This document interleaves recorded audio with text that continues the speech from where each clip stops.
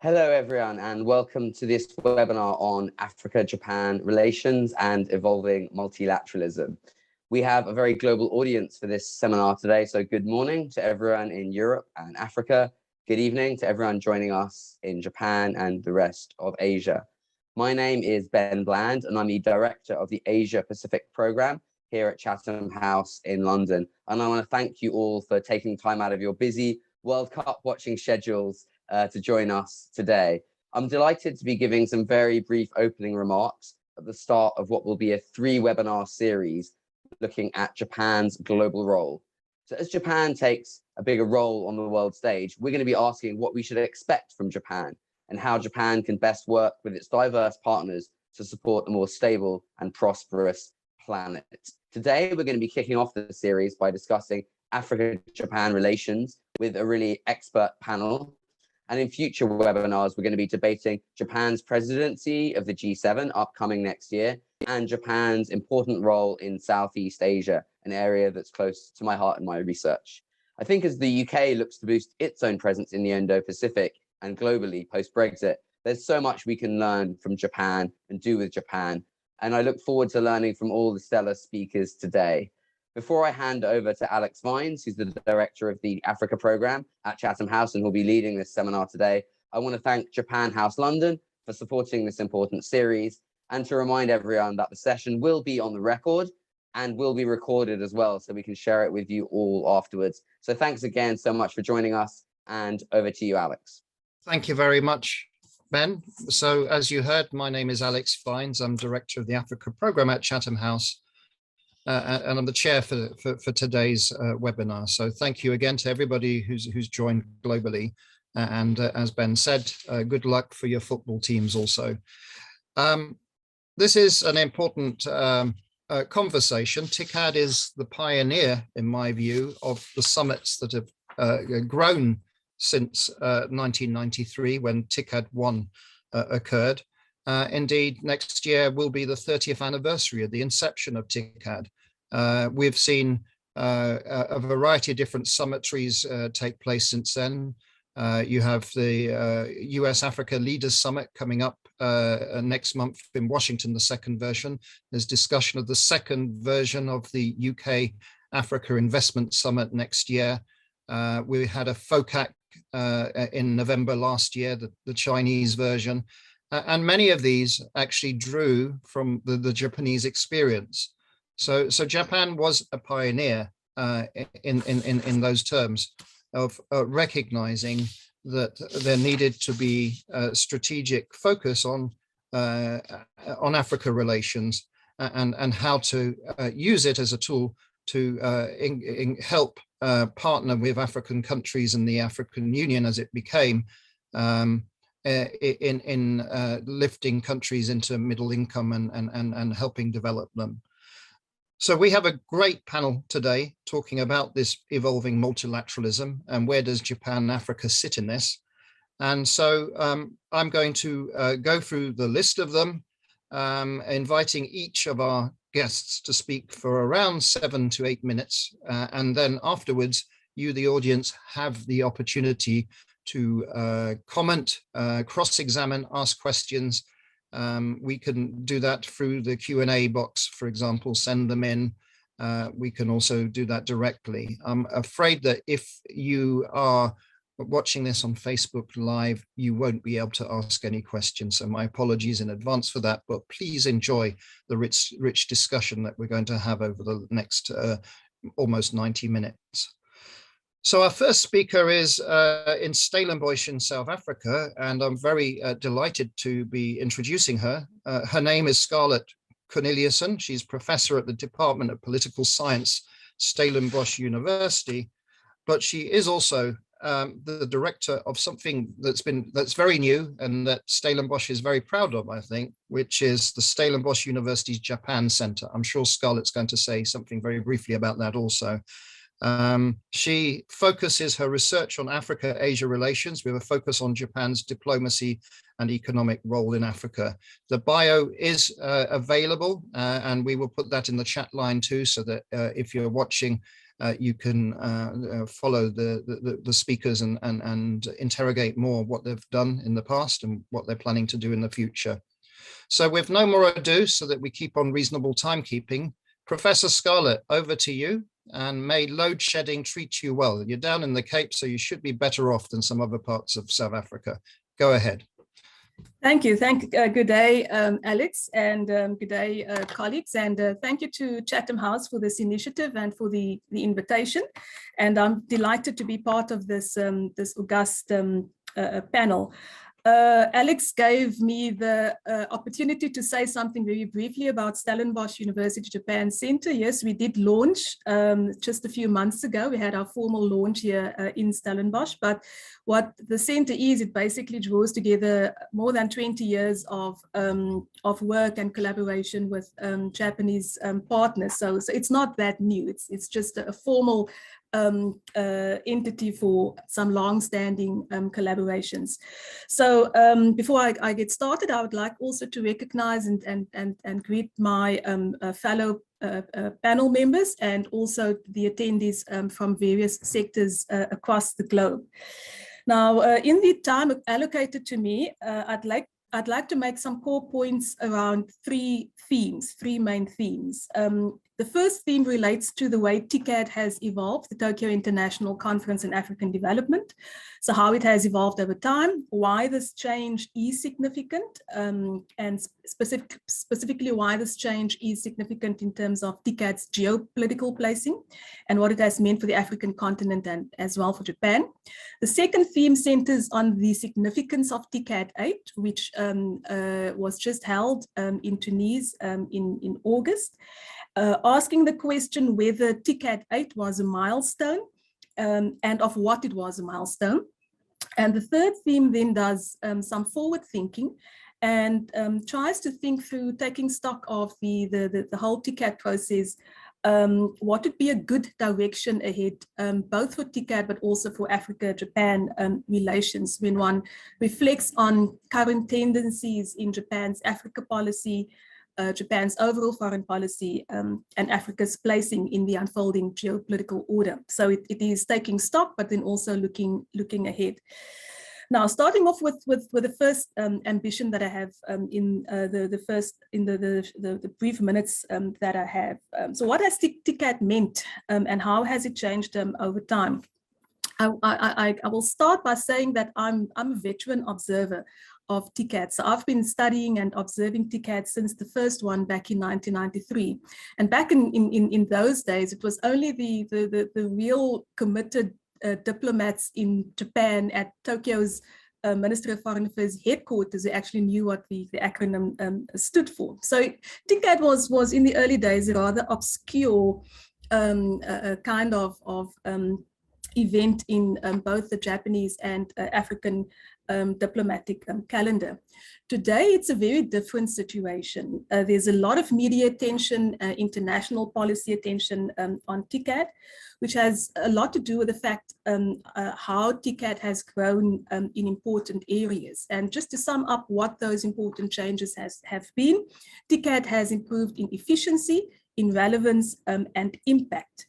But it also, of course, has to do something with the geopolitics that TICAD has started to find, it's the wider geopolitics that TICAD has started to find itself in. And this is what Alex Vines had mentioned in his introductory remarks, that there has been a kind of a spin-off effect of the TICAD process, a kind of dialecticism, if you will. So TICAD was the progenitor for other similar gatherings such as FOCAC, the India-Africa Forum Summit, and Korea-Africa Forum Summit, and so forth. And then later on, Western powers followed suit, and Alex had mentioned some of those Western conferences and summits that, or summits by Western powers towards African development issues that are now also quite important on the international stage. In other words, we saw the rise of the era of African development summitry, which has been significant for two reasons. The first is that it is an African development summitry is an expression of major power tussling by other means. And it has also seen Africa's relations with external powers and major powers being recrafted in more geostrategic terms, where ostensibly Africa is a terrain where the resource, energy, and security interests of the major powers of the West and Asia converge and at times collide. Now, with all of this, we've seen that TICAD has become much more strategic in its orientation. And the strategic agenda in TICAD has been quite pronounced from the fifth TICAD summit, TICAD 5, TICAD 6, and TICAD 7 onwards. So, for example, where you saw a more normative foundation to the early TICADs, you saw a much more business development agenda and business promotion, stronger promotion of the business agenda in the later TICADs from TICAD 5 onwards. And that has been that has brought some gains for both Japan and for Africa.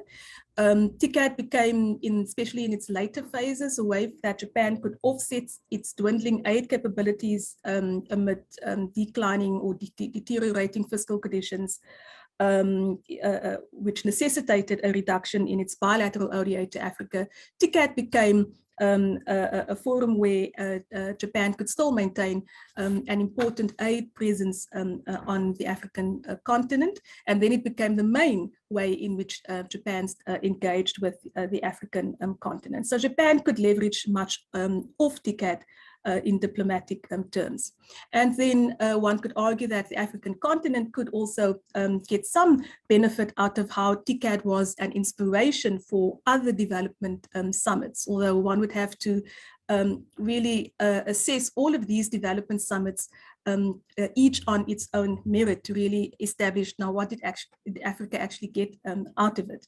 But in a word, one could say that TICAD helped place Africa on the map, so to say.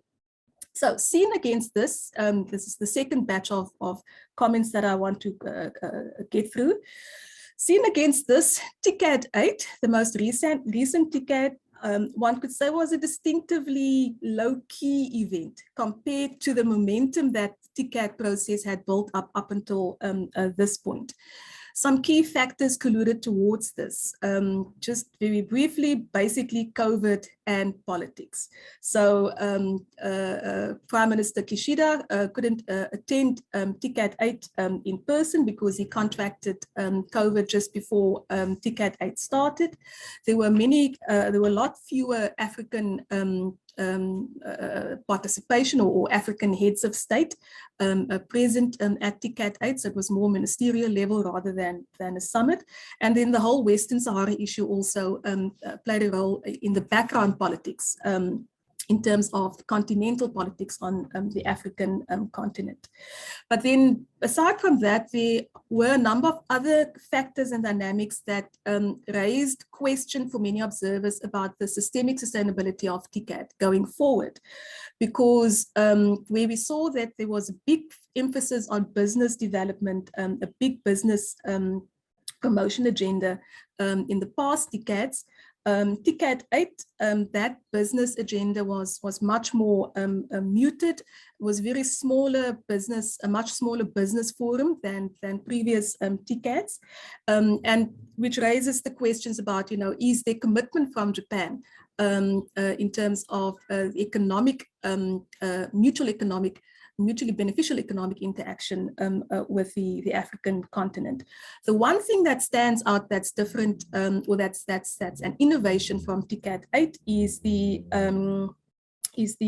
private sector funding to the tune of $10 billion for small business development and entrepreneurship development, which didn't come from the Japanese government, but it came from the Japanese private sector. So there are constituencies within the larger TICAD fold that probably would keep some of the earlier processes to give momentum to those earlier processes in terms of the economic impact of TICAD. So in some, TICAD 8 seems to have had more symbolic than material significance, which overturns the pattern of the preceding decade. So then, thus finally, to end off then, what does this augur for Africa-Japan relations going forward? So there is the question of, well, are we going to continue seeing TICAD? Are we going to continue seeing the same commitment towards TICAD from the Japanese public sector? And along with that, whether the Japanese private sector would also still use TICAD as a channel to engage with the African continent, because that is what we had seen over the past decade. So there is that question which will have to be, we will have to see how things unfold. But one should recognize that there had been substantive gains from the TICAD process for Japan over the lifespan, that 30-year lifespan of TICAD, which are diplomatic in nature, and which had been a way for Japan to use TICAD progressively as a soft power tool, not only feeding into Japan's Africa diplomacy, but also feeding into Japan's wider international relations. So for example, where Japan has started to promote things such as quality infrastructure in recent years. Before that, it was the promotion of human security. Before that, it was the promotion of African ownership and agency in Africa's development. So there had been these moments of middle powership and also of soft power engineering through TICAD by Japan.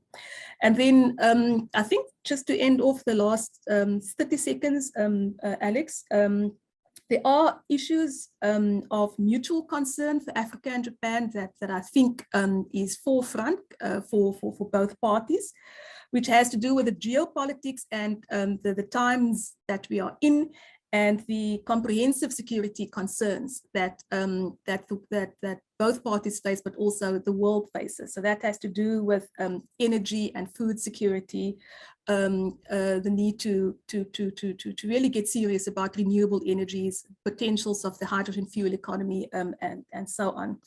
And then also that the last 5 seconds, Japan still has a role to play in Africa's infrastructure development agenda, which is, of course, a topic for discussion, which is also worthy of a whole seminar in and of itself. And that, for example, relates to the role of JICA and so forth. Thank you. I'll leave it there. Professor Scarlett, thank you very much. Indeed, you've shown that you are one of the few people outside Japan that is a veteran of TICAD, having followed it all the way through since 1993, the first TICAD, so 30 years of following the TICAD process and explaining how it has evolved and why, in fact, that the TICAD 8 was rather different, which is exactly why the next speaker will talk about that particular process. So our next speaker is Hiro Yakushi, and he is central to JICA's TICAD-related activities. Indeed, he's worked in various divisions of JICA over the last 20 years, including serving in JICA's Ethiopia office. He was central in the planning of the TICAD summit, so he didn't attend the TICAD 8 summit in terms of a delegate, but he did he did work on all the logistics around it. And as Professor Scarlett mentioned, the shadow of COVID was still a long one and impacted both the planning of the summit, but also the attendance and the way that it was framed. So I now invite Hiro, who's Deputy Director General of Planning and TICAD process at JICA, to make his remarks. Hiro is joining us from Tokyo. Hiro, over to you. Thank you very much, Alex. My name is Hiro Yakushi. I'm Deputy Director General of the African Department, JICA. First of all, I'd like to express my sincere appreciation to the Chatham House for inviting such a very interesting event, and I'm very much excited to join discussions. After hearing the Scarlett presentation, my presentation will be rather on the developmental side, because JICA is a developmental implementing agency of Japanese ODA, and I would like to share what we thought about outcomes of the TICAD of the development agency of Japanese implementation of ODA PowerPoint. First of all, I'd like to touch upon a bit about the outcomes of TICAD 8. In Japan, actually, although a lot of media has put more attention to the amount of the dollars which government Japan has committed, but and not much about the content of the discussion, at least in Japan. But I would say that the Tunis Declaration, the outcome document of the TICAD 8, has well captured the current situation which Africa has been facing. A lot of issues are actually caused by the external reasons, such as the pandemic, or Ukraine crisis, or climate change, etc. One thing I would like to touch upon about the declaration, as well as the Prime Minister Kishida's speech, is that the importance of the investment on the people. Amid the situation, Africa really need to build a resilient economy and society from external shocks. It has to be African individual people who to be resilient, and it is them who knows about Africa and who know the solution to the challenges. And this is the reason why we need to invest in people in Africa. Investment in people is especially important when we think about growing population of the youth. They are the future and potential of Africa, and it is actually right time to invest on them, and we shall not miss the right timing. Detailed issues mentioned in the declaration covers quite diverse. Private sector investment, supporting startups, green economy, food security, debt management, connectivity, including a CFTA, climate change, health, education, good governance, and so on. Those are actually the reflection of Africa's needs because of this multiple crises I just mentioned that now Africa is facing. Now I'd like to talk about the JICA, the implementing agency of Japanese ODA. We actually set ourselves the priority area with the slogan of towards resilient, inclusive, and prosperous Africa beyond TICAD 8. Our basic recognition before we set the approach was the importance of the strengthening Africa's resilience under the solution, under the situation of the multiple crises, which I just mentioned. For building a resilience, although the short-term humanitarian support is inevitably important in the emergency situations, but we kind of reaffirmed that the significance of the long-term developmental approach. For instance, amid the pandemic, one of the medical research institute in Ghana, which JICA worked for about 40 years, actually played a very significant active role by providing 80% of PCR tests in the country. So building this kind of resilience takes actually a lot of time, but once it is built, Africa never go back to the place when it used to be. And I also would like to mention about the JICA recognition of the importance of solidarity beyond TICAD 8. Solidarity is particularly important at the time of the turmoil in the international community. However, solidarity for Africa means more. In order to tackle on those challenges Africa is facing, we, including JICA, must commit ourselves to work in the solidarity with African countries and people, private sector, civil society, and of course, other development partners. In strengthening partnership with Africa, we should center our solidarity on Africa's own vision for the future and role played by African institutions in making this vision reality. Agenda 2063, as well as the institutions like African Union Development, AUDA-NEPAD, are the prime examples of African-led development. Talking about the youth, I will not repeat how important they are for Africa. And it is needed to say that African people know the most about Africa, and African youth has a tremendous potential to solve these social challenges with their innovative ideas. So this is an area both, and this is actually the area, both private sector, as well as the public sector working together to explore the potential of the youth. And with these recognitions, JICA promotes its cooperation beyond TICAD 8 with the 3 characteristics. It is respect of Africa's ownership, focusing on people, which includes vulnerable people and human security, and use of Japanese development experiences. So now I would like to explain what is JICA doing beyond TICAD 8. Among the number of the commitments which government of Japan has made TICAD 8, about 60% of the activities are actually covered by JICA. For building resilient, inclusive, and prosperous Africa with Africa's ownership. Our approach pretty much covers critical issues mentioned in the Tunis Declarations. JICA will work to protect health and livelihoods, food security, strengthening a resilient economies, including private sector development and regional integrations, and promote regional stability across the continent in line with the 3 pillars: society, economy, and peace. In each issues, we also promote the DX, gender mainstreaming, climate change mainstreaming, or partnership with other actors, including private sectors and civil society. Overall, at the event, TICAD was actually the opportunity to reaffirm the challenges Africa is facing amid the multiple crises, and it has demonstrated solidarity between Africa and the international community, including Japan. However, we must remind ourselves that the TICAD is not the event, but also the process. So toward TICAD 9, not only implementing all the committed work, but also we also need to adjust the position based on Africa's needs.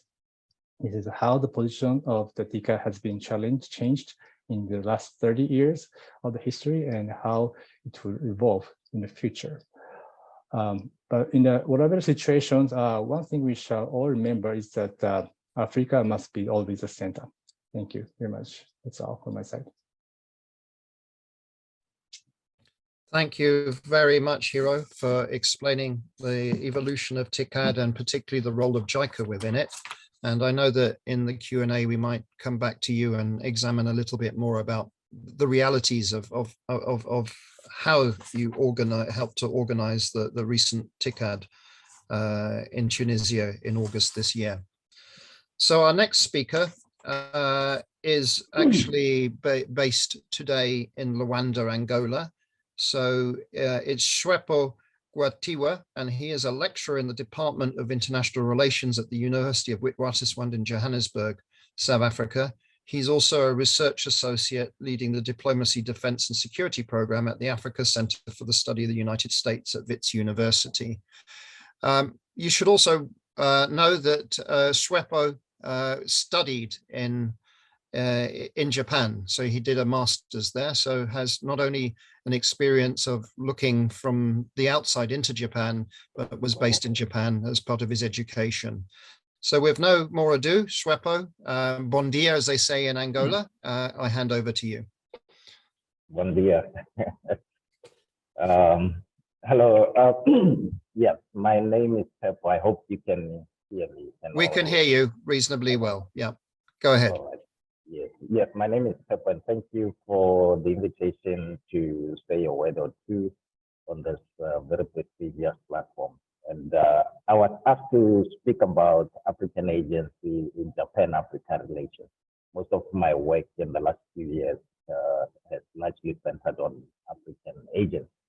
So I want to make 3 short comments because I think the time is not enough.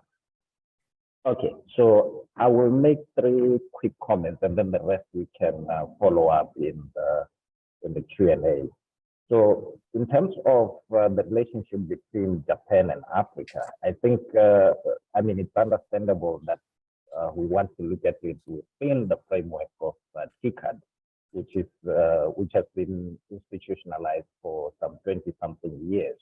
But from my assessment, this relationship actually, it has been an inconsistent relationship between the two, I mean, a continent and a country for almost 153 years. If you look at the early contact between Japanese policy officials and Africans, it dates back to the 1800s. And it's surprising that I'm in Angola, and when I told people about this seminar, most people often ask what is TICAD. But surprisingly, one of the earliest contacts between Africa and Japan was right in this region, what later became Angola. So people are more familiar with China because most of the infrastructure here has been built by China, including this building that I'm sitting in. But what I want to say about this long, somewhat sporadic relationship is that I don't think it has changed much since the 1800s. If you look at the strategic outlook of what could be considered Japan's Africa policy in terms of perceptions, in terms of preferences and interests, and how they are projected, I don't think much has changed. If you do a discourse of analysis of the writings of the likes of Sensei Tomizu back in 1897. And then on a positive note, as Alex said at the beginning of the discussion, that Japan was actually a forerunner in terms of these interregional relations or partnerships. And I think Japan was one of the countries that encouraged African agency, because if you look into the early documents, there was this whole idea of African ownership and the idea of equality, even though it was not well pronounced. And I should say that during my days as a student in Japan, that was really, it was really evident, even in the way that some of the programs were taught, because I was in one of those programs which were meant to provide graduate studies to students from developing countries. And this whole idea of agency was emphasized from a personal level, also in terms of the policy formulation and implementation, just the way we were taught.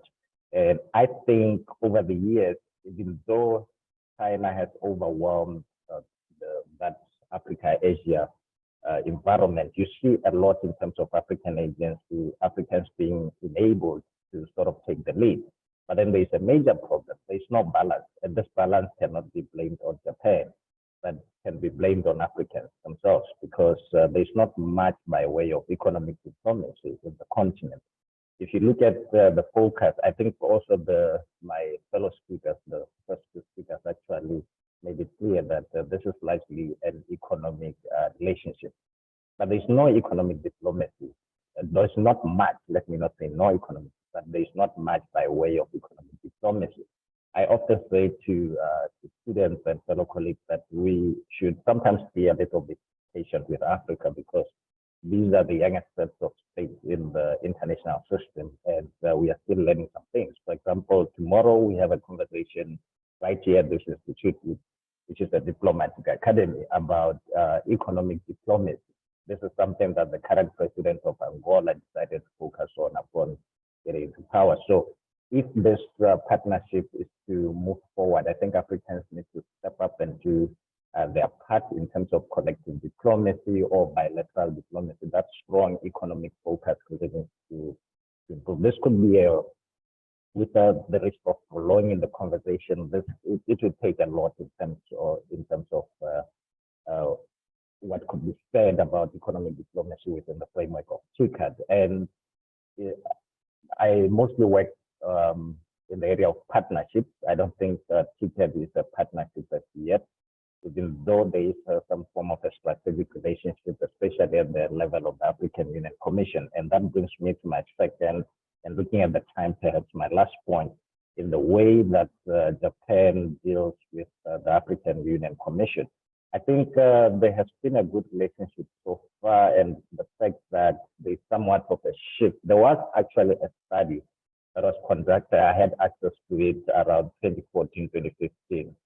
And they were assessing 12 major African Union or African partnerships. And Japan ranked among the top 3, alongside China and South Korea. And they were measured in terms of outputs, because we have seen that in terms of symmetry, especially Africa's interregional relations, there's always a lot of commitment, pronouncements, declarations, but there was not there's not always much by way of disbursement of resources, but Japan has done better in that regard. But moving forward, I think in taking this relationship forward, one of the things that I think Japan should do, and I know that most of the policymakers are met from JICA, from also from those who advise government. For example, at KAOS SFC, we had a lot of professors who are advising the government in relation to Africa. One of the things that needs to be done is to sort of, I think, move away from these low impact approaches in terms of ODA and trade. I think we don't have enough time, but for those of you who have followed this relationship, this has caused problems, particularly in Sub-Saharan Africa. That is why the relationship has not been that consistent. And one of the other things that I think Japan, especially if you look at what was said at the recent summit, is that Japan, and also the development, I was supposed to say something about Agenda 2063, but because of time, I'll not be able to say that. But I think Japan needs to pay, especially in relation to the continental free trade area that one of our fellow speakers mentioned, is that Japan, if you look at who are the main economic partners of Japan in the continent, it is important to actually pay attention to certain sensitivities in terms of regional politics in Africa, and also to pay attention to certain what is considered agential issues. For example, what was mentioned about Ukraine, we'll get into that a little later. Also, the United Nations Security Council reform. At least Japan has not been in denial about one of the reasons why it seeks a strategic partnership with Africa. And the issue of the reform, I think Japan needs to tread carefully, also looking at the politics surrounding some of the military bases that are in Africa. And Japan already has one, which was quite a surprise to the continent and some of Japan's partners in the continent. Because all of this, in my view, and in closing, I would like to say some of these sensitivities that I highlighted, they risk forcing the African Union Commission into some agency's leg, where at some point in the future, the AU might, I'm not saying they're planning to, just to set the record straight, or in the process, they might actually resort to certain tactics such as slippage and checking, which might undermine the relationship going forward. And that's the rest I will mention in the Q&A. And thank you very much for this opportunity. Swepo, thanks very much. Obrigado. And it's important that we do talk about African agency. I certainly have some questions for the Q&A session, so we'll come back to this. And a reminder for those of you who are registered on Zoom, Claire is sending through chats to you to encourage you to put in your questions and asking whether you want to have me read them out, or that we unmute you and you can ask the questions yourselves to the panelists. So please think about your questions. This is your opportunity to do so, because we're coming up for our last panelist presentation before we move into Q&A. So I mentioned we are at our final panelist for this opening session, who is Nisran Abolez, and she's the Managing Director and Head of Africa Group at the Sumitomo Mitsui Banking Corporation. Nisran's had 15 years of banking experience focused on African markets, and a number of our speakers have talked about the importance of the private sector. In fact, in TICAD conversations, often one of the flaws, I think, after TICAD meetings is that it's been a reflection of academics and kind of government officials or government agency officials. And so I think it's very important that this panel ends with a private sector view, given just how critical private sector is for Africa's development. So Nisran, please, over to you. Thank you, Alex, and good morning and good evening to all. I'm delighted to be here with you today. Please allow me to say a few words about the institution and what we have done in Africa to highlight the role of the private sector that has been playing and it continues to play. So SMBC, some of you may be very familiar with, is a leading Japanese bank. We have presence in over 40 countries globally, and our balance sheet is about $2 trillion. As an institution, we have been doing business in Africa for decades now. Our first rep office was opened in Egypt in the 70s, and we also have a rep office in Joburg, South Africa, since the 90s. We are a bank, so we are in the business of lending and intermediation.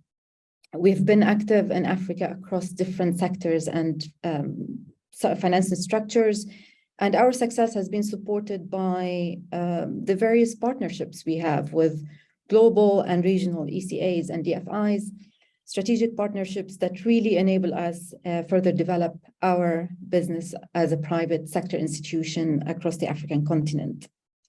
We've done that by deploying our financial expertise, global network, and strategic partnerships. Now, the first time TICAD was held in Africa was in Kenya in 2016, as you know, and it was earlier held in Tunis. I think it's fair to say that the environment has changed dramatically since then. And we have a list of crises which is getting longer and longer, starting with COVID, the geopolitical issues we are facing in Europe, high inflation, cost of living, climate change, and it goes on. So really, it's no surprise that the core themes of TICAD this year have been around human capital and sustainable growth. So it's almost back to basic for the Japanese government. Now, at the end of TICAD, Prime Minister Kishida said that the country commits to investments for about $30 billion. This is really intended to be done by the private and the public sector together. For us as a bank, we have been able to deliver on the mandate or contribute to the mandate of TICAD or the ambitions and aspirations of TICAD by doing various transactions and by supporting our partners in Africa. Please allow me to share some of the key transactions that we have done to share with you the role of the private sector. We have recently worked with one of the sovereigns in Africa, the Ministry of Finance in Egypt, to do their first samurai bond in cooperation with Nexi. Now, it was their debut transaction in Japan of this nature, and the aim was to address the impact of COVID and also renewable projects. Another structure that we have done to address some of the challenges that some of the countries are facing in Africa is cooperating with JICA to do social loans addressed to combat the impact of COVID as well, and also to address the issue of SME funding. Now, and there are many other examples that we as a private sector, we have been able to address by working very closely with our Japanese counterparties or government institutions like JICA, Nexi, and JBIC by deploying our expertise and our liquidity as well. Today, there is a pressing need more than ever for the private and the public sectors to work together, really. We all are very familiar with the challenges that the continent faces today in Africa, starting with some political volatility, COVID, governance and compliance issues with tax collections, and others as well. But for the private sector to be able to deliver or to be more involved, and I'm not talking only about the international private sector, but also the local private sector, we need an environment that's really conducive to more contributions from all of us in the private sector space to be able to develop or to grow the economies as intended by the various governments on the ground. I would be happy to address some of the challenges or what else we would like to see as a private sector institution in the Q&A session. But we cannot emphasize enough the importance of TICAD, and this has been mentioned by my fellow panelists earlier. Japan has always been a pioneer in its intention, and it has always focused on the private sector role in leading the way or in helping lead the way for economic development across the continent. I will stop my remarks here. Thank you. Thank you very much, Nisran. And indeed, we're going to come back to some of the points that you made in the Q&A. So we now have reasonable time for Q&A. So no stress, no rush. We've got about 45 minutes if we need it. And a number of you have indicated that you want to ask your question live. Others have asked for me to read the question. So the first person that's asking a question wants to answer the question live. So that's Lawrence Lowe. So we're going to unmute you and allow you to ask your question to the panel. Please do tell us who you are. And if the question is directed to a particular person on the panel, please indicate who you want the person to answer you. So Lawrence, please go ahead. We're unmuting you and inviting you to ask your question. Thank you, Alec. Good morning, good afternoon, and good evening. My name is Lauren Liu. I'm a student of law in Middlesex University in London. My question is to the Japanese guest. My question is, what is the Japan intention with relationship to Africa in terms of geopolitics? As we know that the big power in the world today, they're using Africa as a field of politics where they can get the support from UN, where they can use Africa as they call it here. For example, in China, they call it a new colonization of Africa. So is it Japan follows that path? Thank you very much. So that's a question for you, Hiro. Would you like to try and answer that? Thank you very much for the questions. First of all, because of my hat as so implementing the agency of the Japanese ODA, I have very limited capacity to answer some kind of diplomatic question on behalf of the Japanese government, because I cannot represent the government. But one thing I can say is that as a role, the JICA is one of the means to implement Japanese diplomacy to Africa. And what we consider our role in Africa, the JICA, is to have a mutual relationship, mutual trustworthy relationship with Africa, because all of the activities are actually made by the Japanese taxpayers, and actually Japan cannot survive without any good relationship with other countries. And as you see that we have about more than 50 countries in Africa, and I think and we're going to have about a quarter of the population of the world going to be from Africa by 2050. So this is a very reason that we need to have a good relationship with Africa and Japan. And as you know, that our population in Japan has been decreasing. So this is the only way that we think that good relationship with Japan and Africa is significant, important for the Japanese interest in terms of our survival.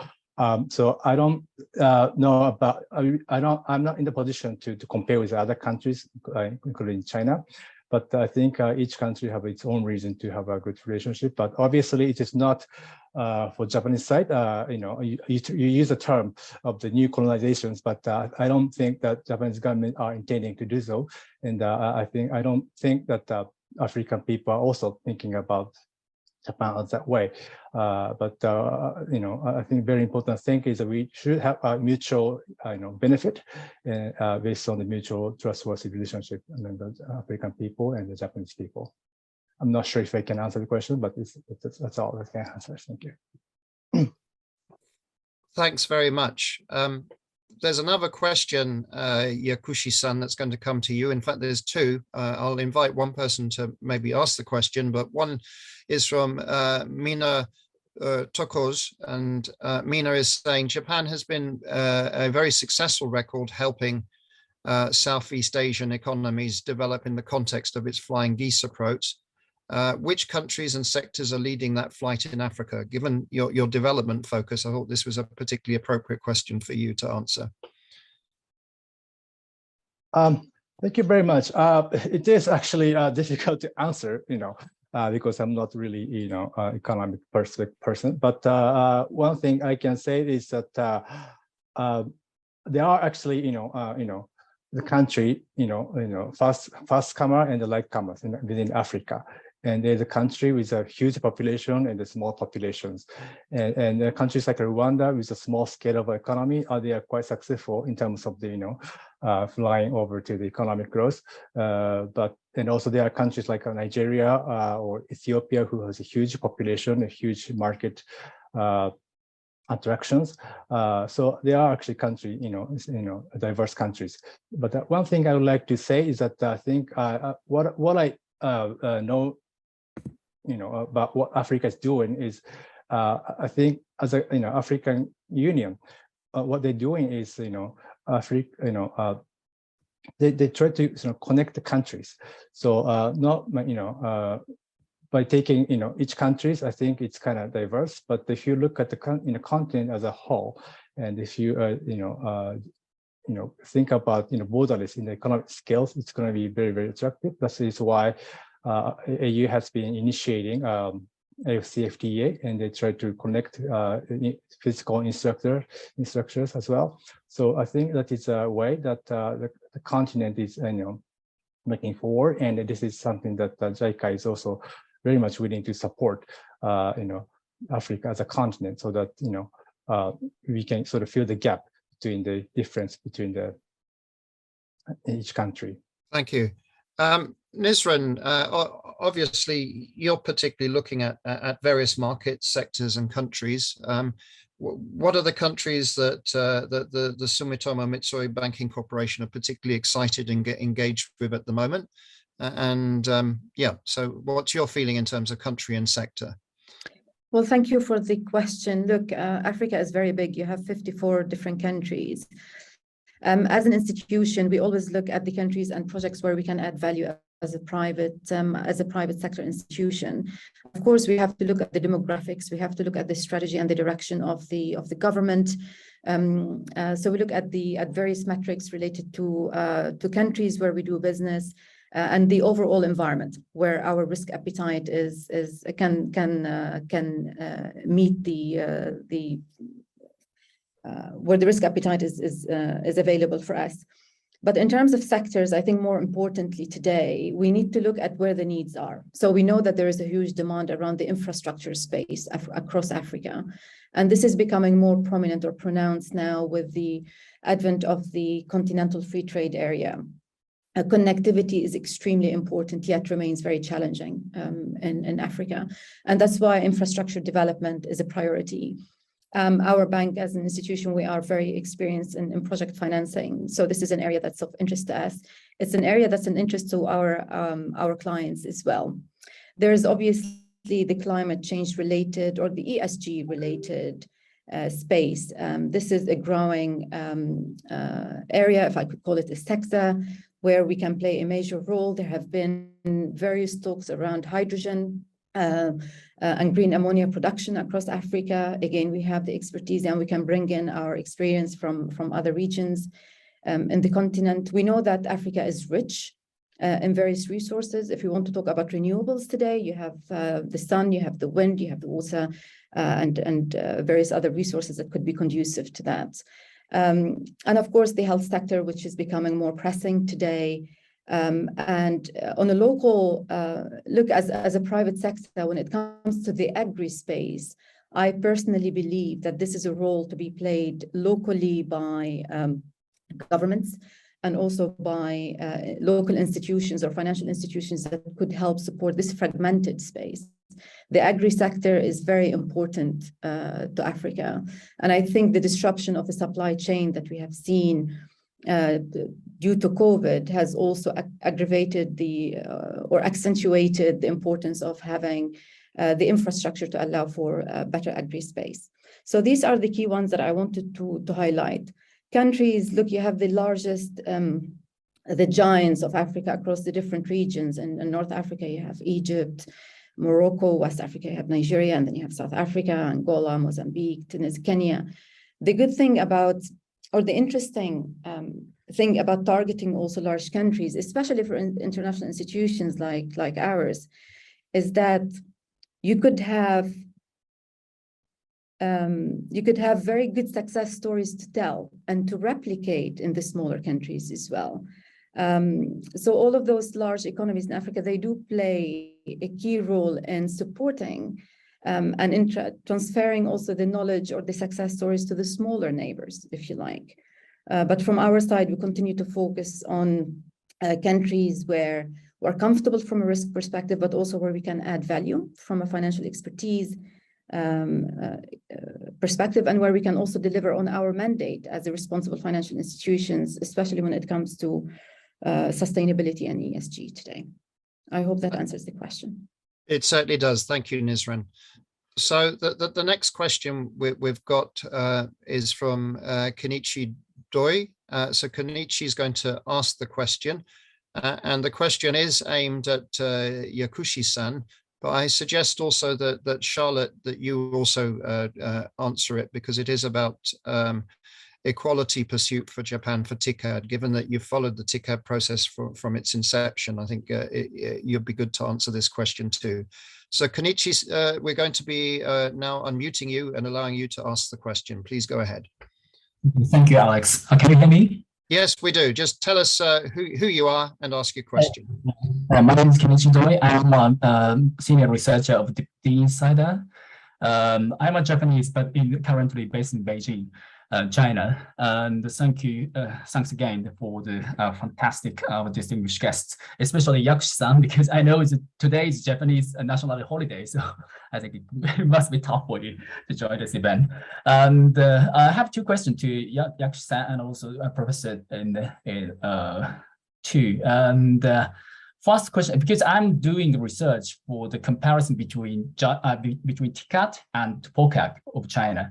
So I have two questions. The first one would be who and when made the equality pursuit to Japan for TICAD? Equality means like embodied in like holding in venue, TICAD venue in Africa since TICAD 6 in Kenya, Nairobi in 2015. So what was the rationale to pursue such an equality basis direction for TICAD? And the second question would be, what do Japanese policy elites think of FOCAC? I think Japanese policy elites include not just Japanese government, but also JICA as a policy implementation actor. So these are my questions. Thank you. Right. Thank you very much, Kenichi, for joining us from Beijing. Indeed, it is a Japanese holiday, and obviously Japan is also playing a football match soon that a lot of people will be wanting to watch. Charlotte, why don't we go to you first and have a kind of an African perspective on these questions, and then we'll turn to Yakushi-san. Charlotte, go ahead. Yeah. Thanks, Alex and Doi-san. Thank you for the questions. So I think that the questions can actually be the insider perspective can be given by Yakushi-san more than me, because I really am the outsider. But in terms of the equality pursuit, or when it was decided that Africa would also co-host or would be the venue for the TICAD, I think that well, my sense is that there's been some long-standing discussions within diplomatic and policy circles in Japan, and as is typical in Japan, in the bureaucratic politics of Japan, there tends to be champions or advocates, very influential officials who put forward ideas, and then once those ideas get accepted politically, then it becomes implemented. So I think there has been that long bureaucratic grind that ultimately led to that. But I think also that ultimately it had to do with the personality and the figure of former Prime Minister Abe Shinzo, who was a larger than life a figure, as we know, and also had a much more direct and hands-on approach towards TICAD, and there were also bureaucratic machines supporting him towards that. So that then culminated in the African Union eventually being a fully fledged co-host in the 2016 or TICAD 6 meeting. But we should not forget, of course, that Japan has for a long time, for many decades, been promoting African agency, African ownership and partnership in international partnership in Africa's development, echoing the Cairo Plan of Action, the OAU that time in the mid-1990s, championing African solutions to African problems and so forth. So again, it's this long-term perspective and this long-term momentum. Your other question was about what do Japanese policy elites think of FOCAC? I think it's, again, the insider viewpoint can be given by Yakushi-san. He's very diplomatic, but I think he will give the answer somehow. But it's dynamic. So when I did interviews and had discussions with Japanese policy elites 10 or 15 years ago, then FOCAC was seen as a threat. And something to be engaged with, but then there had been a change in thinking over time, I think, in terms of FOCAC, also because it then became clearer that TICAD has certain value added above or in addition to FOCAC, and then later on the whole summatory landscape just became also much more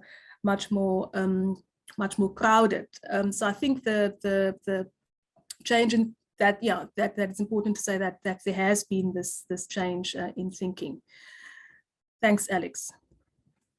Thanks very much. So Yakushi-san, obviously answer as you can. Please go ahead. Okay, thank you very much. Yes, interesting question.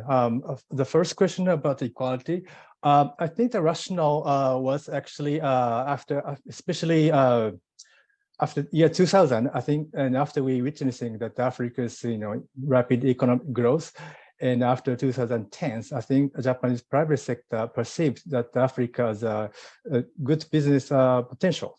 So I think that is maybe the time that Japan really thought about Africa not as a as an entity of just supporting, but rather more equal partner to develop to have a mutual development, and that was actually Japan also was experiencing our economic scale has been decreasing, and we are more like outlooking and to seeking for the opportunity for economic growth in the long term. So that was quite sort of a natural that we thought that way, Africa as an equal partner.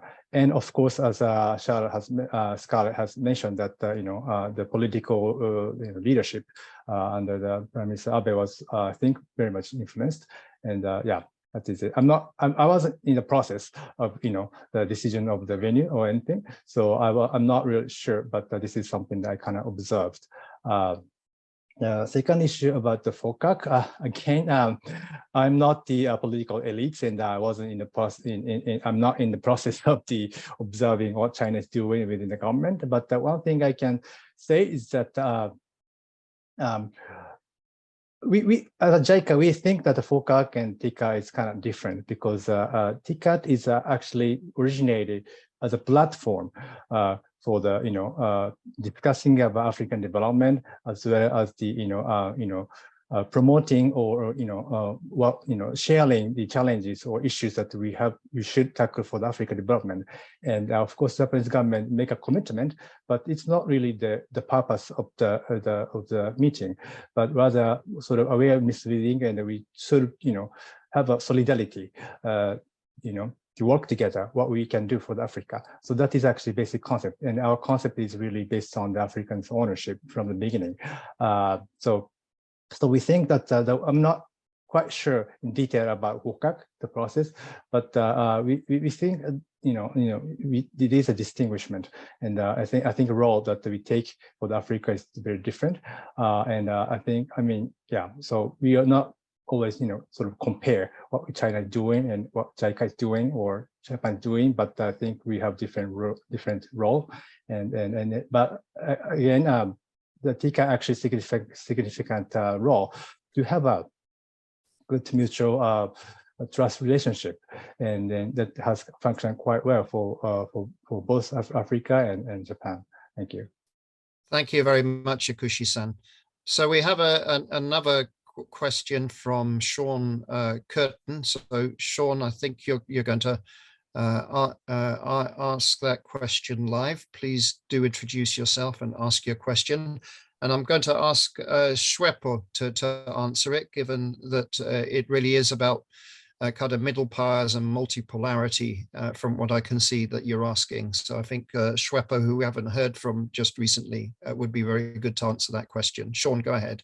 I'm Sean Curtin. I'm based in London. Over the last 40 years, traveled extensively and lived in Africa, and I was an academic in Japan for 11 years. My question is, as a counterpoint to China, Japan offers a very attractive alternative vision for cooperative development in Africa.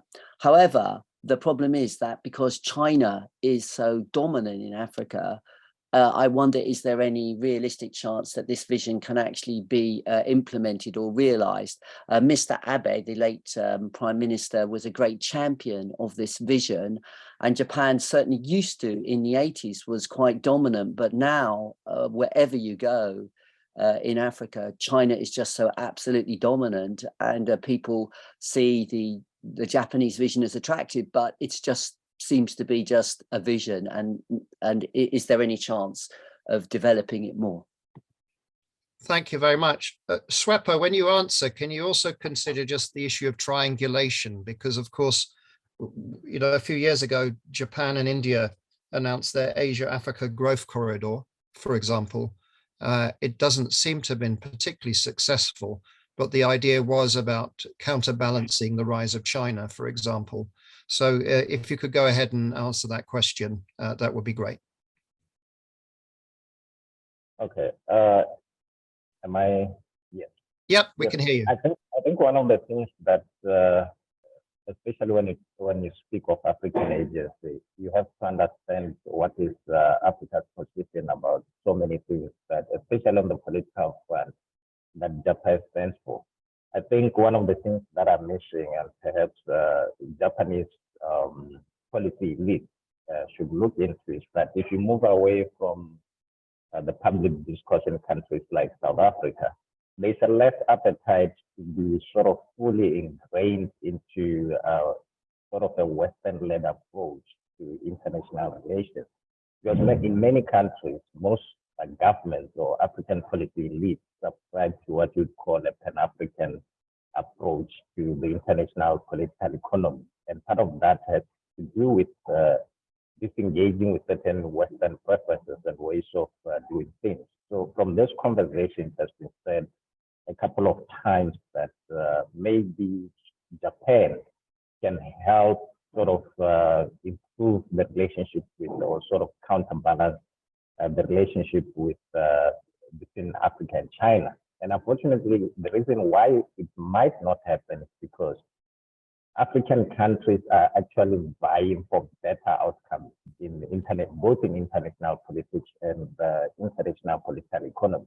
So one of the things that I think Japanese elites can do, and also for our dear friends in the West should try to understand, is that the appetite to remain in the current status of international politics, whether it relates to international law, whether it relates to the international political economy, is not fully subscribed to, except in a few countries which are very pro-Western.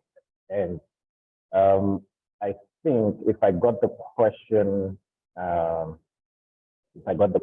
correctly, even the changes that we observe, I'm saying this in relation to one of the questions that I saw because it's related to what was just asked. One of the questions in the chat was that it is important to also highlight the role of African elites and diplomats in shaping some of these outcomes in terms of African preferences.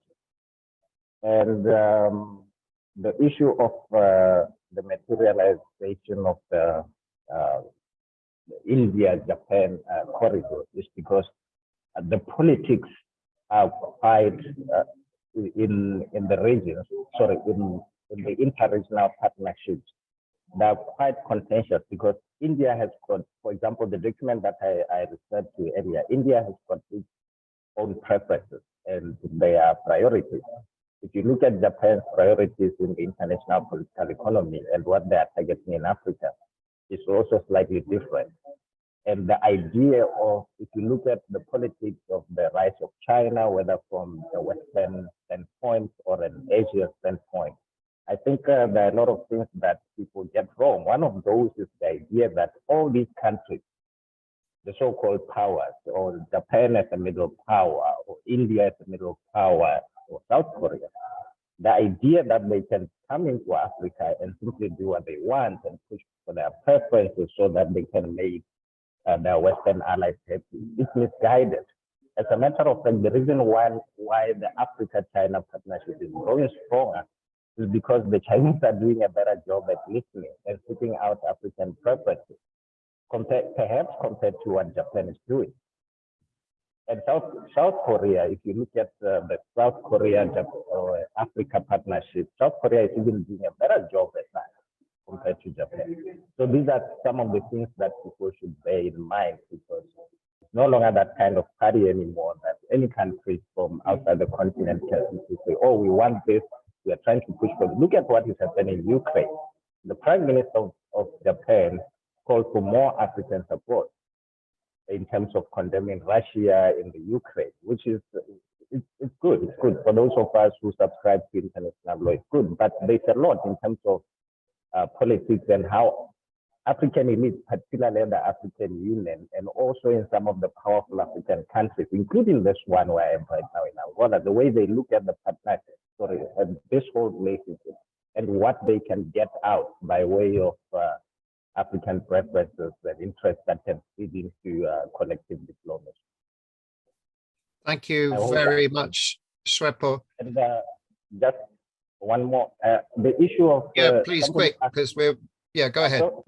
Somebody asked a question about what does Japan want, and in terms of, especially in terms of geopolitics. From my days as a student in Japan, and even up to now, if you look at some of the policy documents, even some of the statements that were published out of the recent TICAD meeting, Japan is not in denial about that. The idea of a permanent seat in the UN Security Council should not be underplayed. The fact that Japan even has a military base in Djibouti contributes to that. Now, if you ask policymakers in South Korea how they feel about that, they feel strongly and don't discount the possibility that with time, they might even dissuade Africans from fully supporting Japan for a campaign in a permanent seat at the UN Security Council. Thank you. Thank you very much. There are many questions coming in, and what I am going to do now is read a few because we're running short of time. So we have a question from Patrick Smith, who I know is the editor of Africa Confidential and editor of the Africa Report.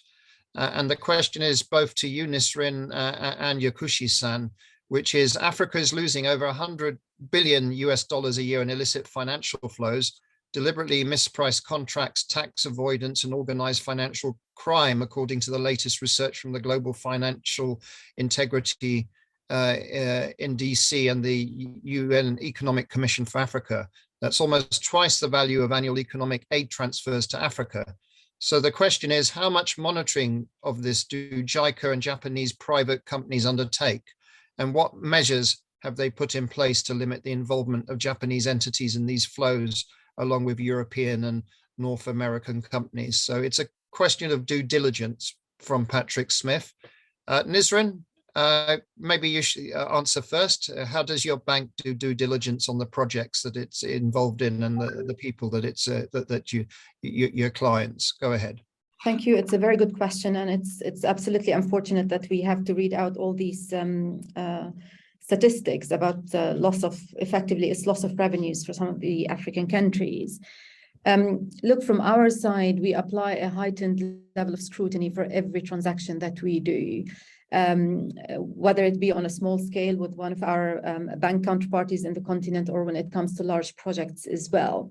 And this goes back to my point that I made earlier, that there are certain challenges that preclude the private sector from coming in and playing a bigger role than it is doing right now in the continent to help develop African economies.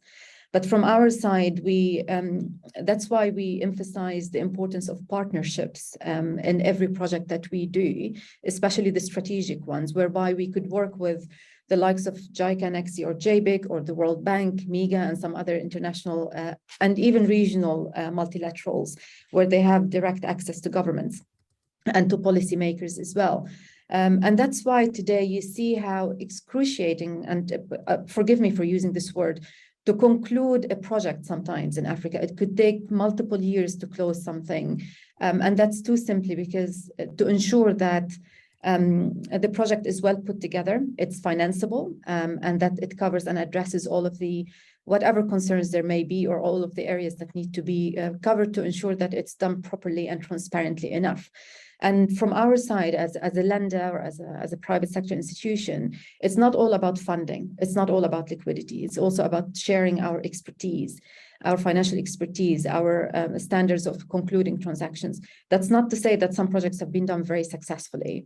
There have been many across the continent, but really we need to ensure that the operating environment, the ecosystem is conducive to that. And I see multiple clients hesitating to do more business in Africa, because it could be a protracted process sometimes. And I think this is not only unique to Africa, but it's also it's in other emerging markets as well. It could be a protracted process to address some of the issues that have been mentioned by Patrick. But again, just to go back to what we do as a bank, due diligence is a crucial part of anything we do. We need to engage that the rule of law not only exists, but it is also enforceable. The procurement process is transparent. There is sufficient governance. The counterparties are on the same page as us being a lender. And also, again, we partner with institutions, multilaterals, DFIs, that have direct access to policymakers and who have the ability to also understand what the strategic importance is of the projects that are being done. But frankly, look, yes, there are challenges, but in my mind, we cannot wait for all of these challenges to be addressed. What we can do is to ensure that projects are done successfully, and these projects can be used as an incentive, if you like, for either policymakers or private sector players to also replicate them, so that the private sector is more incentivized to come in and address some of the challenges that are being faced by some of the local governments. Thank you. Thanks very much. Yakushi-san, how about from the perspective of JICA, how do you do your due diligence on your projects? Thank you very much. Actually, I mean, these issues are very, very serious issues, and it is true that this is actually one of the reasons that hinders Japanese investment, because a lot of Japanese private sector thinks Africa has still a lot of risks, and then comparatively there are other areas that they want to invest in, because of the risk. It is the reason that Japanese private sector kind of hesitate to invest in Africa. Not this is only reason, but overall governance issues, I think that is one. In terms of what JICA is doing in terms of for the due diligence, unfortunately, I mean, for the Japanese, like ODA loan program or grant aid program, because of our own system, I think these are quite well protected. But talking about this, just normal private sector activities, we're not doing much. We cannot do much in Africa yet, but we do. I think this kind of public finance management issues are very much important, and this is an area that we need to tackle on, especially on issues like a rule of law or taxation. Taxation is not only because of for the private sector, but also for the African people to get the the social services from the government. So it's all connected, and then this is sort of missing part in a lot of African countries. So this is an area that we shall tackle on together. But of course, JICA is not the only one who can do it, but I think we need to have a kind of collective approach with other developing partners or private sectors. I think a lot of private consultants have a good know-how internationally. So with this partnership, I think this is something we can do, especially for the next stage, that to be more attractive for the Japanese private sector. Thank you. Thank you very much. We're going to invite now Carl Aaron to ask his question. Carl, we're unmuting you. If you're still there, please go ahead and ask your questions, and also introduce yourself and indicate who you want to ask on the panel. So my name's Carl Aaron. At the moment, I work on the UK Africa Growth Gateway Programme to promoting trade and investment, but I've been following Japanese FDI since the 80s, but its trends and directions.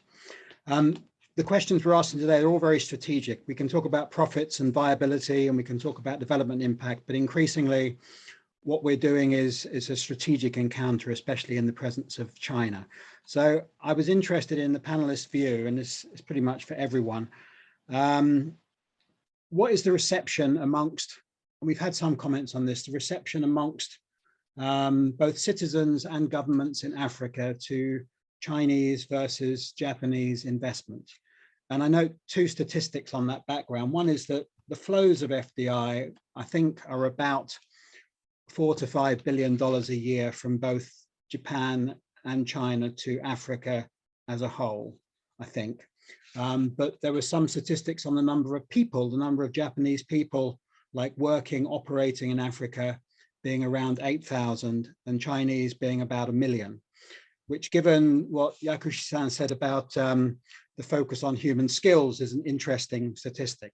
But how has that reception of Japanese and Chinese investment evolved over the years? That was the main question, but the other one was about Japan's, what are your views on Japan collaborating with other Western donors, as opposed to China, for example? For example, in the context of the G7, which I worked on before with Japan, but is coming up again next year. Do you have any thoughts on how Japan might use that forum, collaborating with others, to advance its investments and strategic engagement with Africa? Thank you. Thank you very much. So what I'm going to do, I'm sorry to those whose questions have not been asked. We are running out of time. I'm going to go ask each of our panelists both to reflect on Carl's questions, but also if there's any final observations that you have. And I will go in reverse order. So I'm going to ask Nisran first, then Swepo, then Hiro, and then finally the Prof. Scarlett. So Nisran, over to you first to respond to Aaron's points if you want, or to add your final remarks. Go ahead. Thank you, Alex, and thank you, Carl, for your question. This is an interesting one. Perhaps what I can share with you is my experience in terms of the reception of the increasing Japanese interest in Africa, or how slow it is, perhaps. Look, I've attended personally 3 TICADs so far, and I could see that over the years, the interest from the Japanese companies has been increasing into the continent, into adding value. And this goes back to the point that was made by Hiroyuki-san about the human development, about cooperating, about ownership and partnership in Africa. But on the other side, when I go and speak to my counterparties in the continent, the interest in working with Japan and Japanese investors indeed exists, and it's very strong. And there is a big willingness from the African side to interact more and to engage more with Japanese investments. Look, one thing about, and Hiroki-san can correct me, about Japanese investors is that they are there for the long term. And it does take a bit of time sometimes to come into new countries, perhaps for them, or to engage with new counterparties. But there is a quality investment, there is quality growth there. I think it's on the rise, it's heading in the right trajectory. And TICAD is not meant to be, in my view or from my observation, only about Japan Inc. and Africa Inc. It's the platform for multilateralism, and we have seen that in previous years about Japan, India, Japan, France, to cooperate and do business in Africa. The opportunities exist, the technology exists, and from our side, how else we are adding value is by bringing our Japanese client base who are, for instance, very experienced in technologies related to combating climate change, to hydrogen investments and so on, and introduce them to our counterparties in Africa who are interested in this. So about bringing the two sides together. I think there is room to grow. If we were to compare Japan with other partners to Africa, the room is not really crowded. I think there is plenty of space for everyone to come in. There is a huge value add from the Japanese side in terms of technology, in terms of liquidity, in terms of know-how. And it's very obvious and evident that the interest is there. And we as a bank are here to support, drive this value add as well as an actor in the intermediation space. Thank you. Thanks, Nisran. Shwepo, go ahead. Thank you. I think in terms of Japan increasing its role in the continent, I think that if you look at the views, especially among, let's say, technocrats and those with the technical know-how, I think some of the policymakers have spoken to Southern Africa and also at the African Union is that Japan is prepared because of the way they have approached some of the investments and part of the ODA is because they always try to emphasize the issue of technology transfer and also in terms of the human capital. I think JICA also does a lot of that. They take a lot of people to Hiroshima, mostly Hiroshima, and sometimes in Tokyo to train them on so many skills, which is a good thing because, like the President Speaker Nisran said, Japan normally is in this for the long term.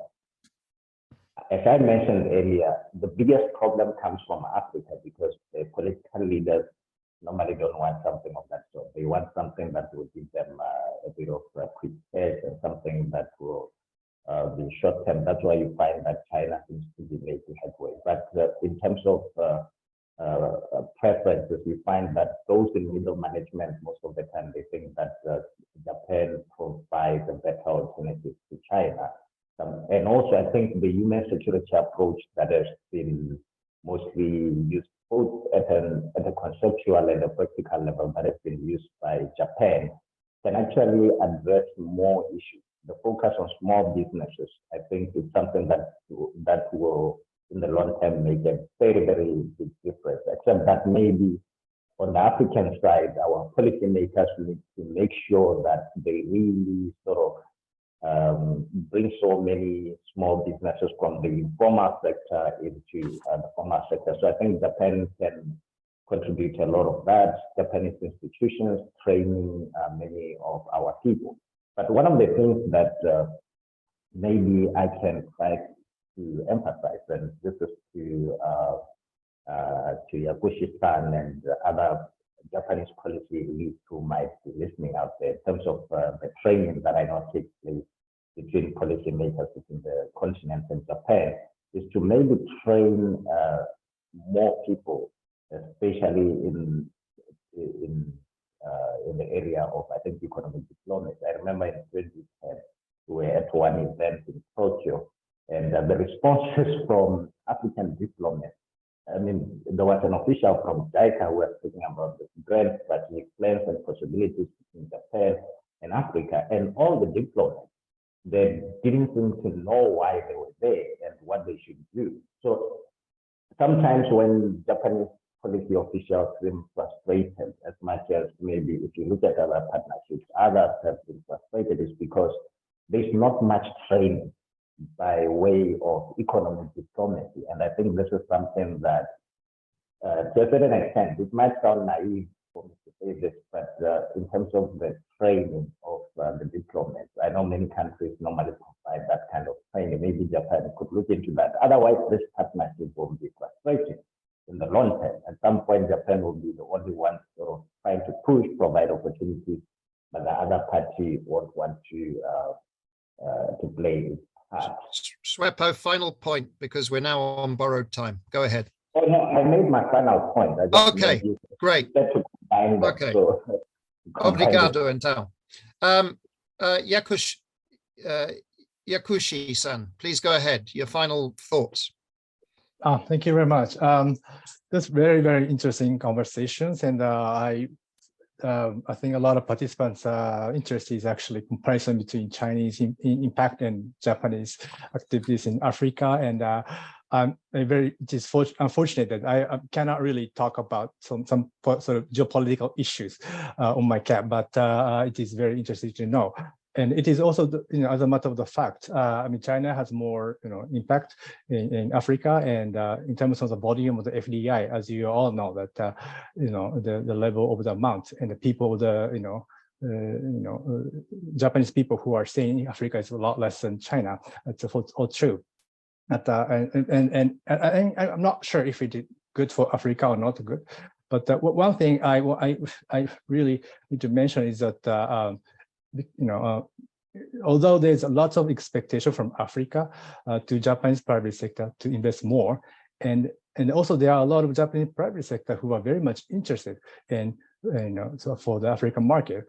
But if you look at the level of the FDI, it has been actually decreasing after 2010. At the time of the 2000 year, when the natural resource prices are getting high, Japanese investment getting high, but after 2010, it's getting lower. But if you look at the macro level, if you look at all the other countries who are putting FDI to the Africa, it's getting increasing. So it is only Japan, it is decreasing the level of the FDI. So we have to think about the reason why it is happening, and China is maybe increasing. So I think this is something that we need to tackle on maybe for the next TICAD 9. But when we have a conversation with the Japanese private sector, what we think is there's still a lot of distances between Japanese private sector to Africa, both for physically but also mentally. And they think there's a lot of perception. The continent still have a lot of risk. And there are lots of countries with less risk so neighboring countries in Africa. So I think, but overall, this is a risk for Japanese private sector if you think about in 20 years later, 20 or 30 years later. So I think we need to do something, and I think there must be something public sector can take a role, and this is something that we should think about toward TICAD 9, including JICA, what we can do. Maybe there needs to some sort of institutional change or some kind of reforms, whatever. So, but anyway, that's a situation that we have to think about it. I think I have also mentioned about our G7 summit having in Japan, in Hiroshima. Again, I'm not in the position to discuss about what the Japanese government thinking about, but it is true that we are going to have the summit in Hiroshima, and Hiroshima is actually a place for the symbol for the peace in Japan. So.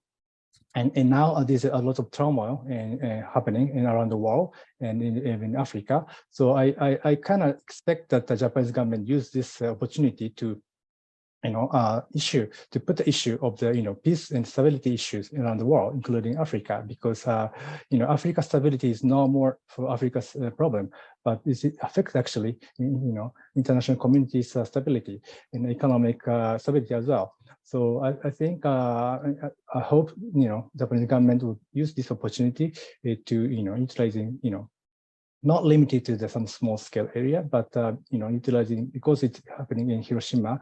I think we should also discuss about overall global agenda, including climate change or social stability, etc. Thank you very much. Thank you very much. And finally, Scarlett, if you could also reflect on what you would like to see from the G7 presidency of Japan regarding Africa. What comes to my mind is, a key issue is debt sustainability. That is a big issue now for many African countries, for example. Yeah, Alex, well, now you've just thrown me a curveball. I was thinking about Carl Carl's comments and questions, and about Yakushi-san's last point, which touches upon what you are asking about now. So I'd just like to make three very brief comments in relation to Carl's comments and Yakushi-san's last point about the global governance realm and Japan, not only with TICAD, but also in the G7 and so on. So the first comment in answer to Carl's question about what the distinctions are between Japan and China in Africa, and how Japan and China are received by stakeholders on the African continent. For me, Japan and China fulfill fundamentally different political economic roles in Africa. Typically for me, China develops economies of scale, which has breadth and spread, and Japan develops economies of scope, and this whole theme of being here for the long term, developing depth and so forth. So I think that there's complementarity that should be sought and forged, linking to your question about trilateralization, for example, Alex, rather than competition. So the second point is, and that's in relation to Aaron's question also, about that all of this is about strategic orientation to China. If we're only thinking about in a reactive way towards China, and only thinking about these things in terms of competition does have political dividends in the short term, but over the longer term, competition doesn't really create many winners. In fact, it creates more losers than winners. So in terms of Africa's international relations, in terms of global governance agenda and so forth, thinking about partnerships, collaboration, forging synergies between Africa and the major powers towards a more economically stronger, a more stable African continent in the realms of security, as Yakushi-san has mentioned, in terms of debt sustainability, and the interest having a much more robust political economic foundation on the African continent.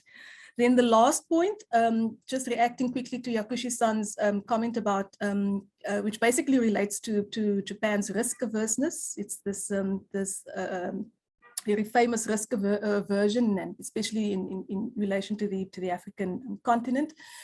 And if you look at how other major powers are engaging with Africa, investing in Africa, sometimes learning expensive lessons, making losses and so forth, but still they are building economic relations with Africa, then we need to start to ask ourselves the question, is the problem Africa's problem or is it Japan's problem? So how does Japan overcome this risk aversion, which is not only about being afraid of making losses in an unfamiliar environment. It also has to do with dynamics within Japan's own economy and Japan's own political environment, which I think going forward, concluding Alex then with your question about G7 and beyond, and TICAD 9 and beyond, it's about also then certain changes and introspection on Japan's side for how